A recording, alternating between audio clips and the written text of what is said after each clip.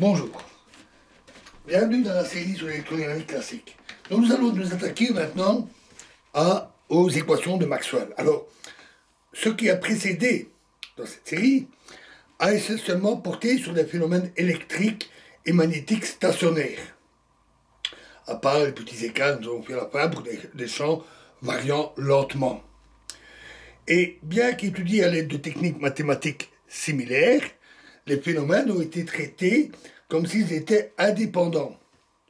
Leur seul lien commun étant que les courants produisant des champs magnétiques sont de nature fondamentalement électrique, dans le sens que ce sont des charges électriques en mouvement. Cette quasi-indépendance des phénomènes électriques et magnétiques disparaît lorsqu'on envisage des situations dépendant du temps. La découverte de l'induction de Faraday leva cette indépendance.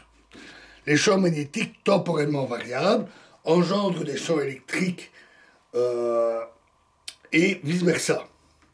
Plutôt que de champs électriques ou magnétiques, on devrait donc plutôt parler de champs électromagnétiques. Mais seul le cadre de la relativité restreinte, qu'on verra plus tard, permet de saisir pleinement l'importance du lien entre champs électriques et magnétiques, ainsi que leur caractère fondamentalement identique. Pour le moment, nous garderons des champs comme s'ils étaient séparés, et nous nous contenterons d'examiner les phénomènes électromagnétiques de base et d'en déduire les équations de Maxwell, qui décrivent le comportement des champs électromagnétiques.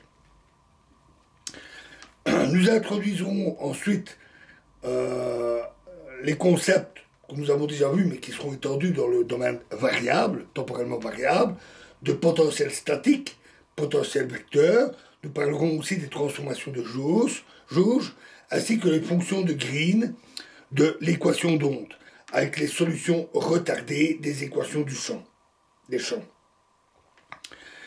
Nous établirons ensuite les équations macroscopiques de l'électromagnétisme, puis nous traiterons des lois de conservation de l'énergie et de la quantité de mouvement et des propriétés de symétrie des grandeurs électromagnétiques. Nous évoquerons aussi l'idée de quantification de Dirac et le sujet passionnant des monopoles magnétiques. Alors, sous forme différentielle, les lois fondamentales de l'électricité et du magnétisme que nous avons rencontrées jusqu'ici se réduisent à 4 équations qui ne sont pas encore les équations de Maxwell. Les équations suivantes. Loi de Coulomb.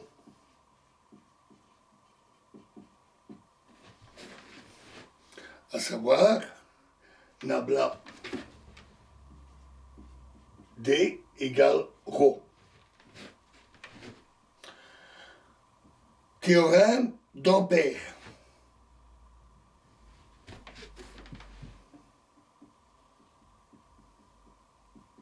C'est le nabla J égale 0, qui s'écrit donc nabla croix H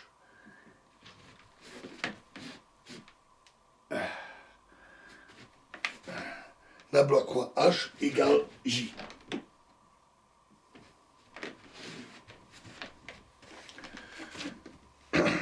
La loi de Faraday,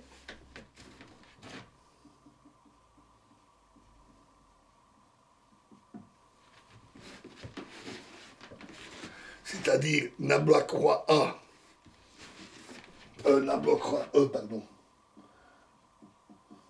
plus dB sur dt égale 0, et l'absence de charge ou pôle magnétique libre, c'est-à-dire des monopoles,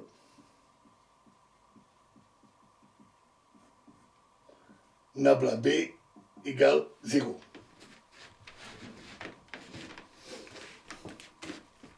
Rappelons qu'à l'exception de la loi de Faraday, ces équations furent toutes déduites d'observations de phénomènes stationnaires. Rien n'autorise donc, a priori, à passer de ces équations statiques, que ces équations statiques soient transposées sans modification au champ dépendant du temps. Il pourrait y avoir des changements. De fait, telles qu'elles sont formulées ici, ces équations ne sont pas compatibles. On va en reparler. Il fallut le génie de James Clerk Maxwell, aiguillonné par les observations expérimentales exceptionnelles de Faraday, pour remarquer cette incompatibilité et transformer en 1865 les équations en un ensemble cohérent, compatible, annonciateur de phénomènes physiques inédits que l'expérience devait par la suite confirmer avec une grande précision, comme la confirmation de l'existence des ondes radio par Hertz. Notons que les équations que nous connaissons, que nous allons bientôt écrire, que nous connaissons maintenant, sont plutôt dues à Heaviside, qu'il a obtenu après une refonte de celle de Maxwell. Équation de Maxwell qui, en 1865, contenait beaucoup plus d'équations, 8 si je me souviens, ou 10, et plusieurs champs auxiliaires. Mais cela n'était qu'un remaniement, une refonte de physique mathématique.